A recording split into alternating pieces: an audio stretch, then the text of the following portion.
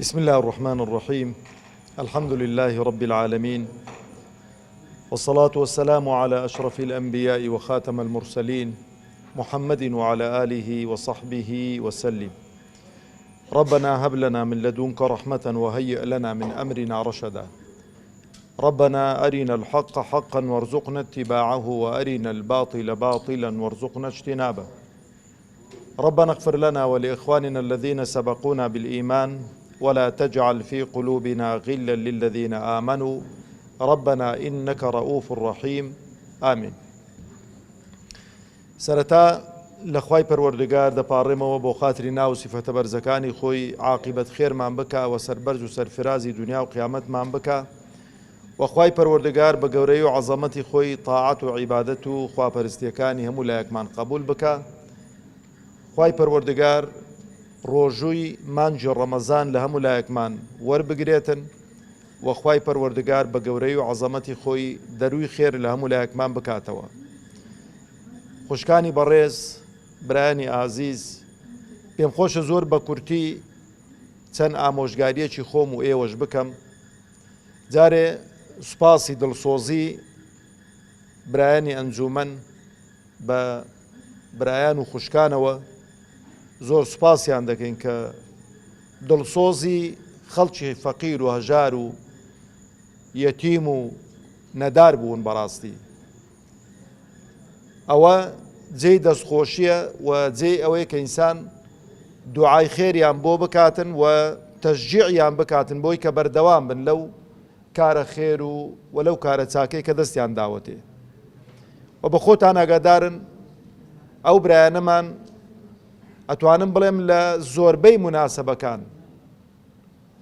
لە خەمتان دابوون و هاوکاریان کردوون و دەستی یارمەتیان بۆ درێژ کردوون، چ لە کاتی جەژنەکان و چ لە کاتی مناسەبات بە تایبەتی کاتێک کە مناڵەکانتان دەچنەوە قوتابخانە و بۆ دابینکردنی کەلوپەلی قوتابیان کە بەڕاستیەوە جێی دڵخۆشیە. بەڵام من پێم خۆشە یەک شت بڵێم خوشکە بەڕێزەکانم، برایانی ئازیزم، کاری چاکە بە تەنها بە کەسێک ناکرێ، دەبێ هەمومان چاکەکار بین و هەمومان هەوڵ دەین دەستی هاوکاری یەکتر بگرین. ئەتۆ کە ئیمکانیەتی مادیت نییە ناتوانی بە مادی هاوکاریان بکەی، دەتوانی بە معنەوی پشتیان بگری و دوعای خێریان بۆ بکەی و تەشجیعیان بکەی. لەبەرەوە دەزانن بەڕاستی ئەوەی کە دڵسۆزی خەڵکی فەقیر و هەژاروی بەس خەڵکی موسڵمانە، ئەوەتان لەبیر نەچێتن. ئەوەی کە دڵسۆزی خەڵکی فەقیر و موسڵمانە، دڵسۆزی خەڵکی نەدارە، خەڵکێکە کە بە دەست و نوێژ بێ، خەڵکێکە کە موسڵمان و بۆ خوایەکلا بوو بێتەوە. ئەوەش بەڕاستی بەوە دەکرێتن کە ئینسان بەس لە کاتی پێداویستیان یەکترمان بەبیر نەبێتن. ئێمە لەو وڵاتەی خۆماندا خێروبێرمان گەلێک زۆرە، پێم خۆش هەموو لایەکتان بزانن. وڵاتی ئێمە لە هیچ شتێکی کەم نییە. وڵاتی ئێمە ئەوەندە خێروبێری هەیە بەشی هەموو لایەک دەکا بە زیادەوە، بەڵام لە دەستێکی ئەمیندا نییە.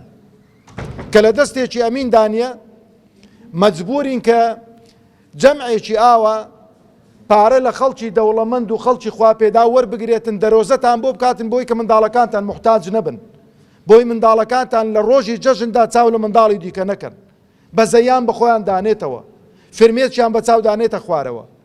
بەلای کەمی بەشێکی کەمی خۆشیەکانی جەژنیان بۆ دابین بکرێتن.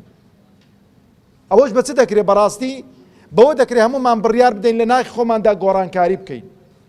گۆڕانکاری بۆی کە ئینسان چی دیکە چەپڵە بۆ زاڵم لێ نەداتن، چی دیکە بە دوای زاڵم داوێڵ نەبێتن، چی دیکە بە قسەی درۆیینی زاڵم وستەمکار هەڵ نەخەڵەتێتن.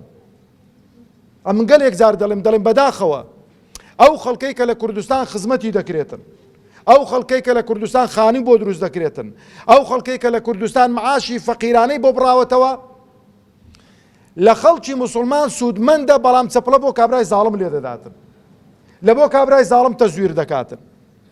شتێکی زۆر خراپە خوشکە بەڕێزەکانم، برایانی ئازیزم. ئینسانی ئیماندار دەبێ خاوەن مووقیف و هەڵوێز بێتن. وەڵڵاهی ئەگەر خەڵکی موسڵمان دەسەڵاتدار بێ، خەڵکی موسڵمان خاوەن هێز و پێز بێ، پێویست ناکە ئاوا بین ئێوەشی حراجکەین و ئێوەش تۆزێوە چ کاورای گۆتی کاورا شەرمیش لە خۆ بکاتەوە بێ لە شوێنێکی وا دانیشیدا خۆشتێک نەخێر حەقی خۆی پێدەدرێت و موسەیەکی شایستەی بۆ دەبڕێتەوە و بەسەر بەرزانە منەتیش لە کەس هەڵ ناگرێتن. بەڵام هەتا ئێمە ئاوا بین، هەتا ئێمە هاوا بین، هێلکەمان بۆ زاڵم و ستەمکار بێ، ڕیخنەشمان بۆ خەڵکی موسڵمان بێ، حاڵمان لەوەی باشتر نابێتن.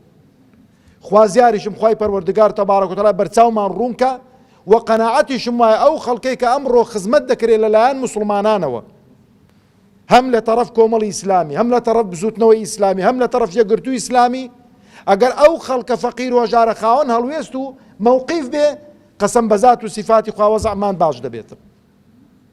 بەڵام بەداخەوە ئەمن پێم خۆشە لەو مناسەبانە ئەوەی دووبارەکەمەوە، ئینسان دەبێ خاوەن هەڵوێست و مەوقیف بێ بۆی ئەو خەڵکە چاک و باشە خاوەن دەسەڵات بێ و خاوەن هێز بێ و خاوەن بڕیار بێ و ئەو ئەم ئیمکانیەتە مادیەی کە هەیە لە دەستێکی ئەمین دابێتن.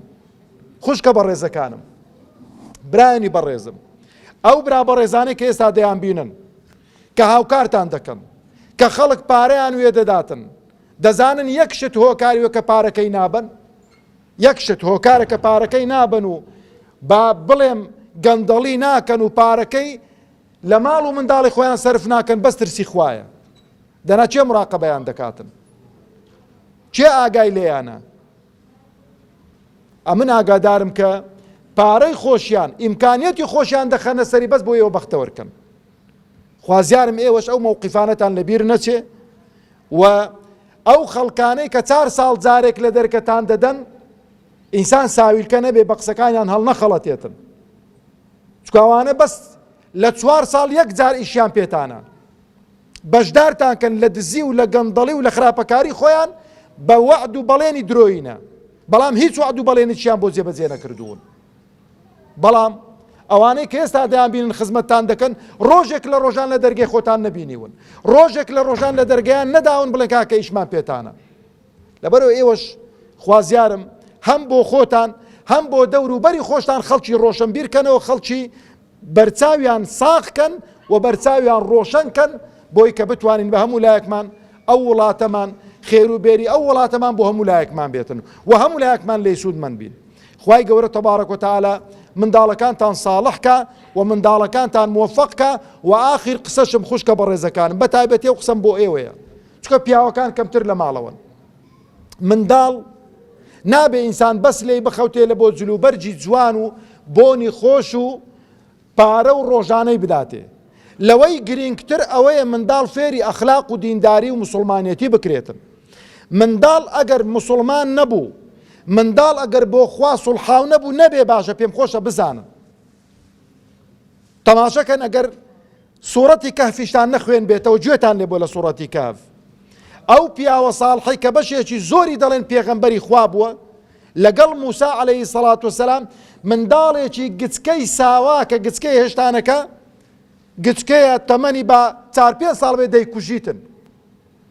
بۆ دەیکوژی کە موسا عەلەیهی سەڵات وسەلام ڕەخنەی لێ دەگرێت، دەڵێ بۆ ئەو منداڵت کوشت؟ دەڵێ داک و بابی ساڵح بوون، ئەو منداڵە گەورە بایە منداڵێکی مسلمان دەرنەدەچ و دایک و باوکیشی تووشی هیلاکت دەکردن. ئەمن پێم خۆشە یەکشتان پێ بڵێم، پاش 20 ساڵی دیکە قسەی منتان بەفکردێتەوە گەرمان 20 ساڵی دیکە ئەو منداڵی کە ئیهتیمامی پێ نادەی، فێری دینداری و مسلمانەتی ناکەی، قەسەم بەخوا تەمەن نادەکەی، دەڵێ خۆزیان مربایە نەمبینی باە.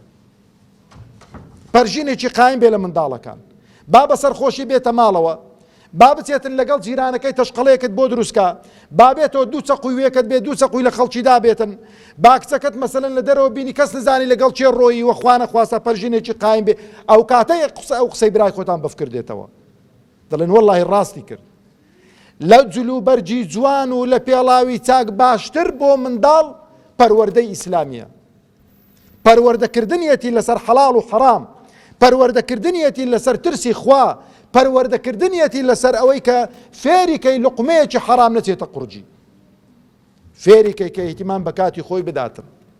لە ئێستاوە مۆبایلانیان تەسلیم مەکەن، خەتی فری ئەنتەرنێتیان تەسلیم مەکەن، وایان لێ مەکەن کە مێشتیشیان لەکنە خۆ نەمینیتن، بەداخەوە دەڵێم گەنج و شەبابی ئەمڕۆمان ناگای لە دایکی خۆماوە، ناگای لە بابی خۆماوە، ناگای لە خوشک و براماوە، ناگای لە دینی خۆی ماوە، هەموو شتێکی بۆتە مۆبایل.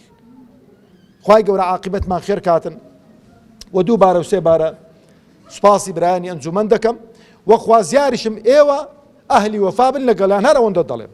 وەسەلام عەلەیکم وەڕەحمەتوڵڵاهی وبەڕەکاتوه.